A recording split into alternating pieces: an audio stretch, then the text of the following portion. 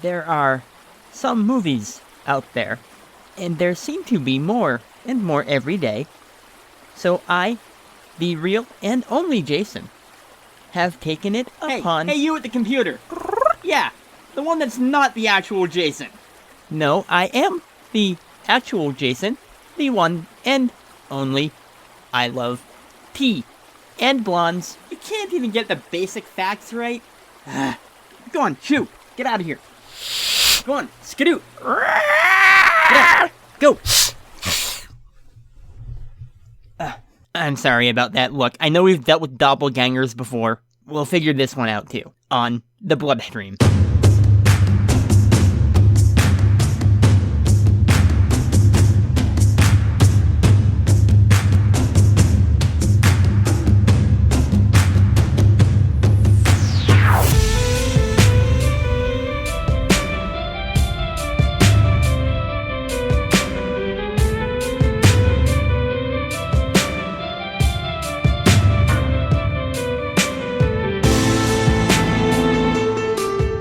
Welcome aboard, streamers! Welcome aboard, Go! I told you to go! This is episode 27 of the Bloodstream. Of the Bloodstream. And I am your host, the one true Jason Gray. Except no substitutes. We have replaced your Jason Gray with Folger's crystals. Let us see if anyone notices. Okay, that was actually a funny joke. But let me handle the rest of this, okay? Alright, fine. I shall go read some comic books. Whatever, just, I don't care. Where was I before the latest version of me tried to take over the show? Right, episode 27 of the Bloodstream. After a couple of special episodes, I wanted to get back to basics and just find a really cheesy, silly movie to talk about. And actually make it an actual movie this time and not a short film. So since I had no agenda this week, it was a simple matter of just digging through my bookmarks and picking a movie. Which is actually not a simple matter, but I eventually found something. The movie I settled on was a little thing from 1996 called Polymorph. And the plot goes a little something like this. Called deep into the forest to help search for a fallen meteorite, a group of interns instead find an isolated cabin with a dead body inside, and a lethal gang of gun runners there to protect their investment. But the dead body has risen again, and it holds a dark secret that will soon reveal itself. Okay, that sounds promising. I can definitely work with this. But you've heard enough from me for the moment. And from me. You've heard enough from us for the moment. So I'm gonna play the trailer, and I will be right back in a moment. Alright, that is enough out of you. While this trailer's going, we're gonna settle this.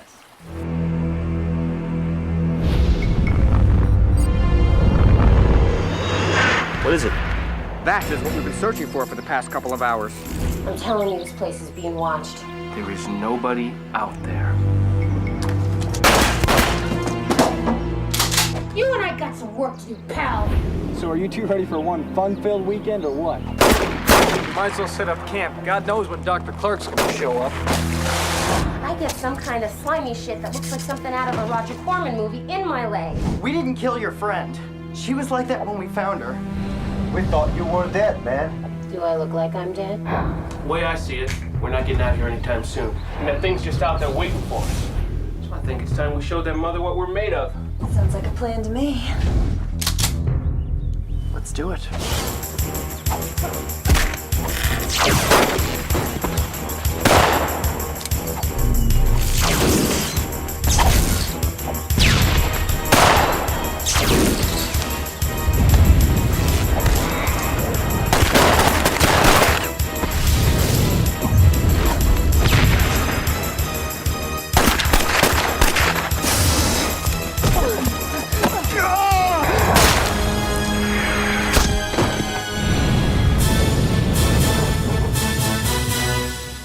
Okay, that's taken care of.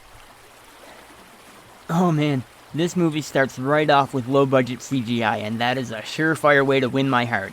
We see this nice big blocky ship zooming over the horizon like straight out of Star Wars, and it basically looks like someone went into their CGI program, stuck together blocks and orbs, and put it in space. Nothing more than that. But the ship is only here to launch something off into space that ends up crashing on Earth in the middle of the woods. Nearby from the crash site, this tough girl stereotype is watching over a cabin, and she's being super paranoid about it. Of course, doing lines of coke while you're guarding a cabin probably isn't gonna help that any. Tarper gets a call from her boss, the gun runner she works for, and what the heck, let's throw it in as a clip. Hello? Is anything wrong? Carlos? Yeah, it's Carlos. Who the hell else would it be? This is bad, man. I'm telling you, this place is being watched. What? By who? Them. Oh, Jesus H. Christ, hanging off the cross. Tarper, you are getting to be one paranoid pain in the ass I don't need right now. Listen to me, Carlos. They are on to us. Who is? The feds, the ATF, Hawaii Five-0, and Kojak, for all I know. What I do know is this place is being watched. I can feel it. Oh, that's bullshit. You tell that little Cece that she either comes her ass down or we're going to go round and round. Who's that? Is that Franco? Yeah, he's here. So's Regine. We're all here. I'm telling you, Carlos, you gotta listen to me, please. I just got a bad feeling about this one. Well, then shake it off. Now, we got about 4 more gigs to go before we unload this shit. And I don't need you getting funny on me. But I... No buts. Now, you repeat after me. There is nobody out there. Carlos. Say it. There is nobody out there. There is nobody out there. Good girl. Now, I want you to listen to me, and I want you to listen good. I got too much money and too much coke riding on the steel to have it ruined by your dumb ass. And you are going to get your head together, sit back, and wait for us to get there on Wednesday. Do you understand? Are we together on this? Yeah. Good. I trust that we are. Now, is the shit in a safe place? Yeah, it's safe. Have you touched any of it? No, I haven't touched any of it. Good. Well, then you just sit back, relax, watch some Welcome Back Kotter reruns on Nick at Night. And I'll see your ass next Wednesday. Okay. And, Tarper. Yeah. Just remember, this deal's even sweeter split 3 ways instead of 4. Follow me? Yeah, it's all right. It's no problem, man. I'm straight. Good. That's what I like to hear. I'll see you on Wednesday. Meanwhile, we meet Dr. Clark and a security guard wandering through the woods looking for the crashed meteorite.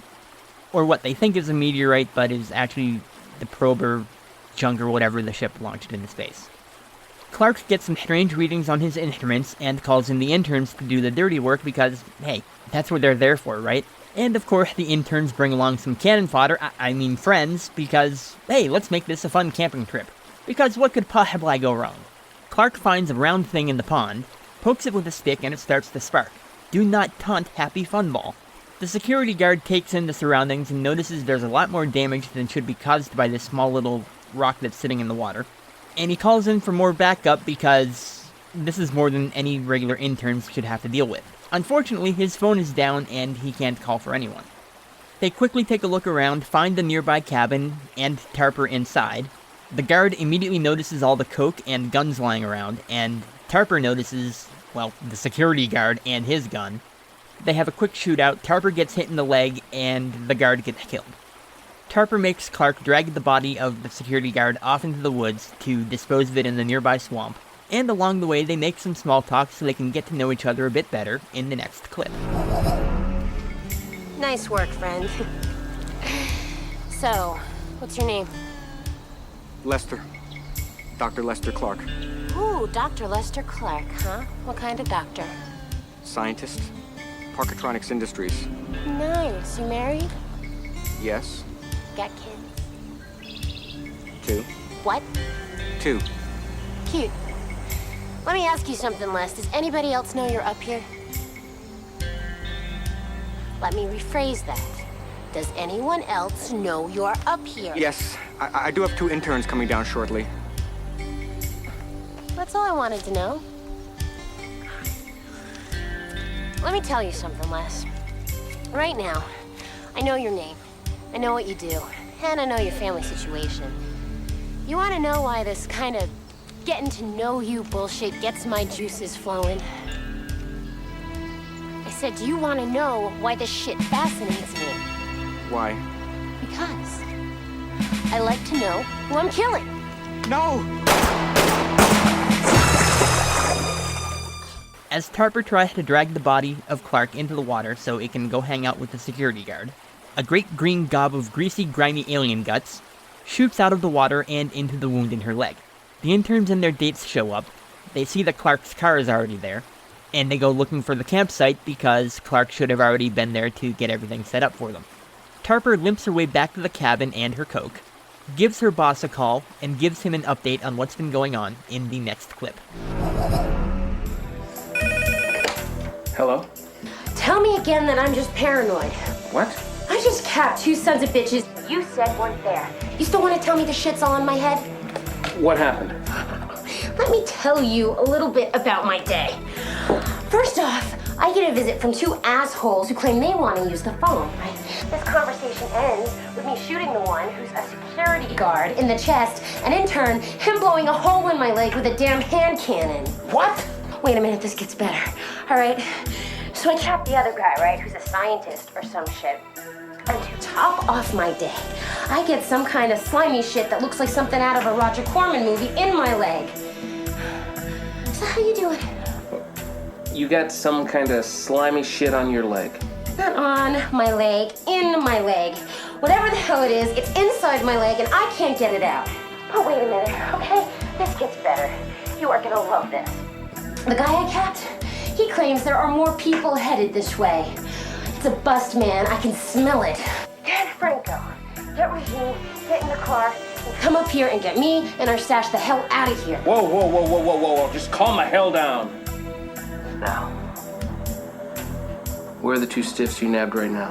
Where do you think they are? They're out in the swamp with everyone else we've hit in the last couple of weeks. Okay, good work. We're heading out right now. It's about a 14-hour drive, but we should be there by morning.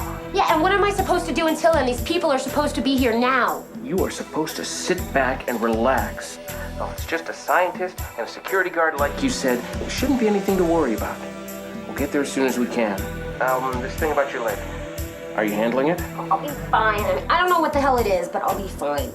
All right, just sit tight. We'll be there soon. The kids pick a campsite, they start getting everything set up, and as darkness falls, they start wondering where Professor Clark is. So naturally, the sensible thing is to split up and have some of them wander off into the woods alone at night. While Bill and Alice wander off to get spooked by the green globs in the lake, the other 2, who they set up on basically a blind camping weekend date, sit around the campfire and bond a little bit.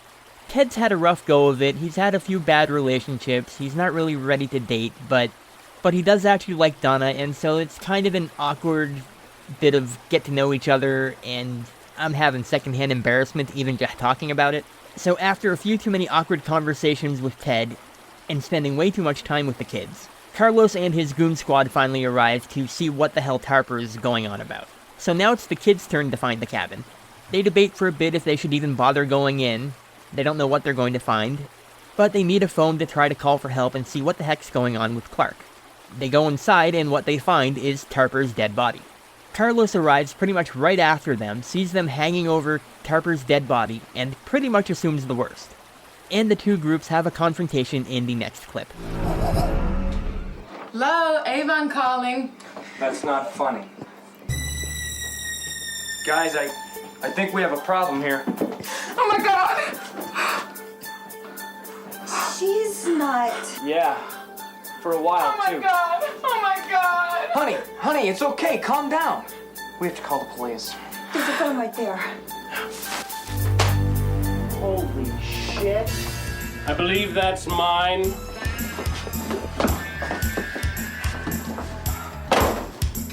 I have got to tell you, my friends, this does not look too good.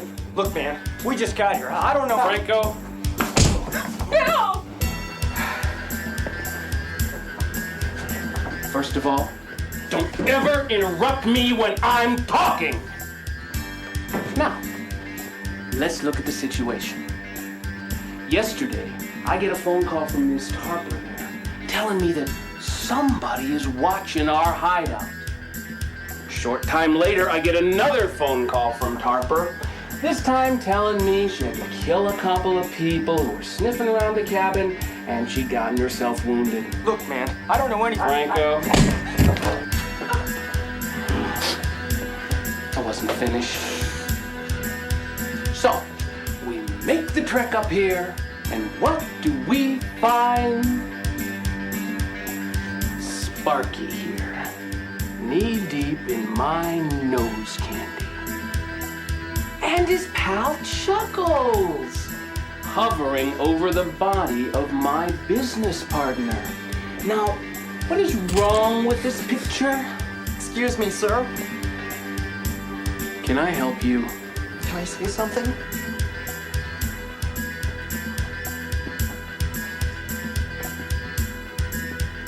Well, sure, kid. What's on your mind? Now, I don't know what's going on here or who you people are, but we didn't kill your friend. She was like that when we found her. I don't know what happened to her. I don't know anything. I'm just asking you to let us go. Well, let me explain something to you, Sparky. See, first of all, I don't give a rat's ass if you killed my business partner. She's expendable. To tell you the truth, I'm kind of happy if you did kill her. See, because that's just more money for us. No, the problem is not that Ms. Tarper has passed on. The problem is that you know what we look like. See, you have seen our faces. And that is where trouble comes into paradise. What do you want from us? Ooh, you're a sexy one, aren't ya? I could really go for a honey like you. Hey, what do you think, tough guy? Want to watch me service your girlfriend before you die? I think she likes you, Carlos. Oh, yeah, this is my baby. Leave her alone, asshole! This is getting real old, real quick. I will do whatever I want. I make the rules around here. All right, that's enough. Everybody drop your guns. Hey, can we talk this over for a minute? I said drop your guns, now! Jesus Christ, just do what he says. So Franco does as he's told and puts his gun down, but Gina isn't about to comply because she kinda sees an upside if Carlos dies. Donna picks up a nearby shotgun and points it at Gina, and that's a bit more of a persuasive argument to her. Once they're all disarmed, Bill points the gun back at Carlos, and Carlos says something along the lines of, "Oh, you don't have the stones to do it, but you were just telling everyone how much you thought he was going to blow your brains out, or whatever." Fine, moving on. The interns lock the goon squad in one of the cabin's rooms, and head back to their cars so they can drive off, get the cops, and they can deal with this mess. Once the kids are gone, green lightning starts shooting out of Tarper's body. She's alive! Alive! I've always wanted to say that. Now that she's awake, Tarper opens the door, letting her friends out. They quickly head down the mountain and catch up with the kids, trying to get their cars started after their sabotage. Shots are fired, the kids run off into the forest, the goon squad pursues. Franco isn't about to split up and go off alone into the woods with Tarper because he's a big ol' wuss and doesn't trust the zombie. Rightly so. So instead, Carlos pairs off with Franco, and it's the two girls that pair off. Once no one is looking, Tarper morphs her hand into something and uses it to drain all the gas out of Carlos's car. Okay. After that, Tarper and Regine head off into the woods. They very quickly find Alice and hold her at gunpoint until Bill comes out to save her. Regine shoots Alice in the face anyways, and then she gets shot herself by the just arriving past the nick of time Donna, who then empties a few rounds into Tarper. But Tarper's not really dead, sits back up, and they try shooting her a few more times. And in a cool, if no budget, poorly executed way, we see one of the bullets slurp into Tarper's face, extend out the back side of her head, and she flings it back in Bill's direction like she's the elongated man. The bullet hits him and kills him. Tarper then greenifies Regine's body, which is when Carlos and Franco arrive to shoot Tarper dead again. She seems dead enough for the moment, which is just in time for Regine to sit up, run off, and attack Ted. Carlos has had enough of this shit, so he scurries off into the woods to run away like a coward. But Franco can't in good conscience leave the kids out there to whatever the hell is going on, so he heads off to try to save them. Regine blasts him with green balls of CGI and then runs off after the cover fire. Ted runs into Carlos and tries to convince him to be more helpful in the next clip. We have to go to the police. We don't even know what the hell that thing is out there. We don't have to do shit. And if you honestly think I'm going to the pigs, you're out of your mind. We've got to stick together. That thing is still out there and it's already killed our friends and yours. Screw them. They were expendable. Then where are we going? Well, we are getting the hell out of here. You two are on your own. Bye. Wait! You can't just leave us out here. Watch me. What about them? What about them? What about our coke? Well, we're just gonna have to go back for it. Maybe by then that thing, whatever the hell it is, will be gone. We just leave them out here for that thing to get? Yeah, you got a problem with that?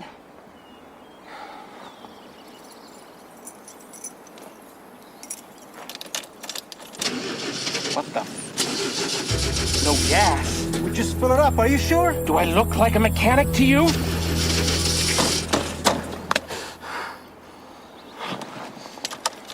Come on.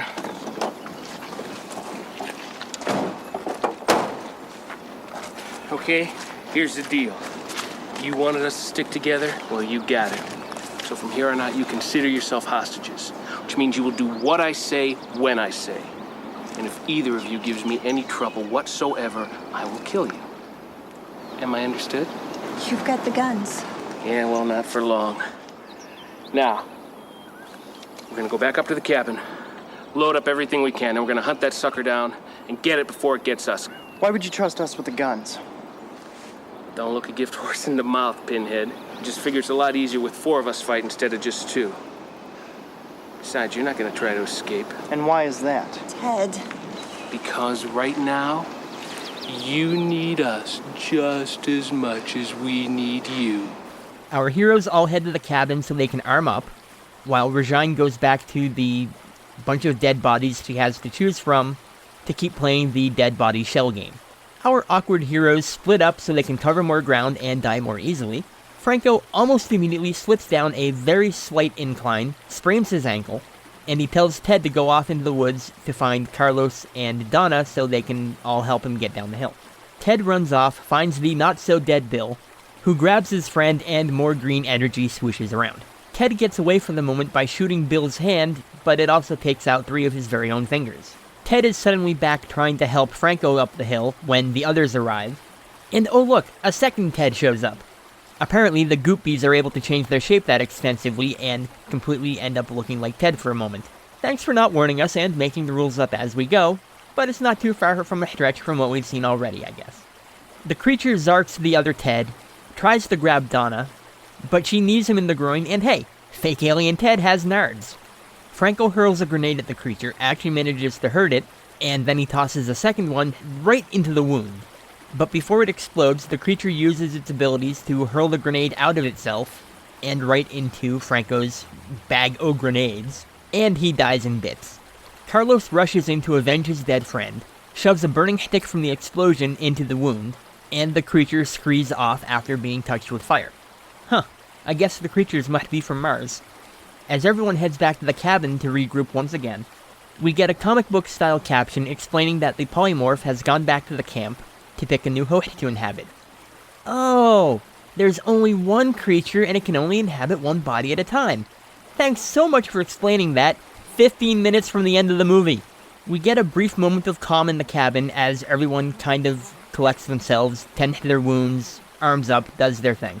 There's a couple of good lines in here, and that's gonna make our final clip. Oh, I want that son of a bitch. Later. Just relax. Oh, I mean it. I'm a special kind of pissed right now. If you don't calm down, you're not going to be any good to anybody. You've got to relax. How bad is it? He'll be all right. I'm a little worried about that hand, though. How bad's it hurt? I just blew off 3 of my damn fingers. How do you think it feels? Sorry. Look, I'm going to try the phone again. Who are you gonna call? The police. No, I told you no cops. Look, we've got to do something. That thing is still out there. We can handle that thing. We don't need any cops. Besides, Donna, what the hell would you tell him anyway? This thing has all the believability of a Mentos commercial. Fine. Then what are we doing? Well, night's coming. If we don't get that thing soon, we're done for. We're gonna load up all the weapons we can find and hunt that sucker down for good. I'm gonna patch your boy up, then we can load up and go. You go get yourself cleaned up, and when you're done, check out the back room. You can probably fit into some of Regine's clothes. Get a move on, we don't have much time. All right, I'll be back.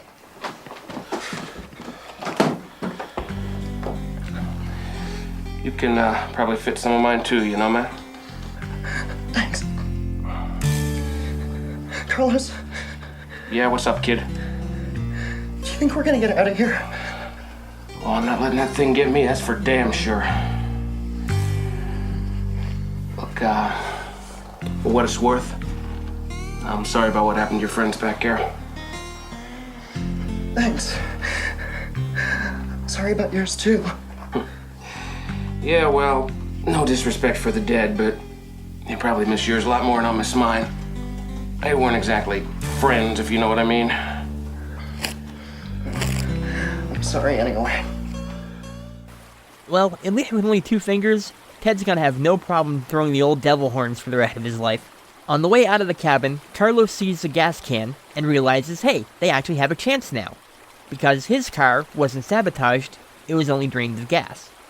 They grab some sticks and use some of the gasoline to make some torches to use on the creature because they actually found a weapon that hurts it, and they make a run for the cars.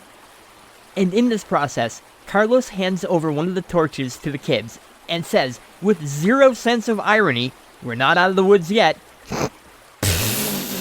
I can't believe he said that with a straight face, and I am legit not sure if he meant it seriously, or if it was intended as a joke, considering they are, you know, precisely in the woods.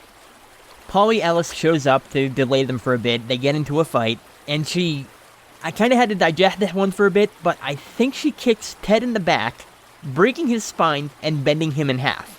I didn't realize this until later because I cracked up laughing at the revelation that you can see Ted's legs behind his head on the ground. She literally folded him in half like a card table. Alice grabs Donna after they fight for a bit, the green thing starts to worm its way out of her mouth, and Donna literally just plucks it with her fingers right out of the mouth and throws it to the ground. Carlos tosses her a gun and she shoots the critter dead. Yay, it's the redhead that saves the day! Ted gives Alice his lighter to remember him by as he dies, leaving Carlos and Donna to walk out of the woods, get in the car, and drive off into the sunset. And that's pretty much Polymorph. And I'm not gonna lie, I ended up enjoying this way more than I ever thought I would. The trailer was silly, the acting was hilariously bad, the effects were downright laughable, even by 1996 standards. But it actually ended up having a pretty solid story, and it was mostly enjoyable, legitimately fun, for some of the right and some of the wrong reasons. I actually had a blast watching this, I got a good couple of laughs, and yeah, there's a lot of scenery chewing, the acting leaves a lot to be desired, it's silly, low budget, no budget crap, but it's entertaining, and I actually had some fun here. And on top of all that, it has a killer of an ending that legitimately caught me off guard, and I deliberately did not spoil, because it's actually a good little surprise. If you like the cheesier, sillier stuff, definitely go check this out. It's fun, it's silly, it's bad, but you might actually have some fun watching it. So thanks for listening to episode 27 of The Bloodstream. If you've enjoyed listening to this, you can find more episodes on iTunes, just search for The Bloodstream. We're the podcast that's not about medicine. And while you're there, be sure to subscribe, like, and review the show. That's a big help and greatly appreciated. You can also search for us on Facebook and find a group there where I give updates on how the show is going, and you can join in on discussions. There's a Tumblr page at thebloodstream.tumblr.com, and as always, everything about the show can be found at our home, triskedecaphiles.com. You can also find my text reviews of cheesy horror movies from the 80s there. Give it a look. If you have any movies you'd like me to talk about, or you have any suggestions for the show, you can always leave a message at any of those places and I'll get it. Or send me an email at phoenix, F-O-E-N-I-X, @gmail.com. That's Phoenix with an F. So once again, I am Jason Gray, the one and only Jason Gray. Take care, don't go into the woods alone, and keep streaming.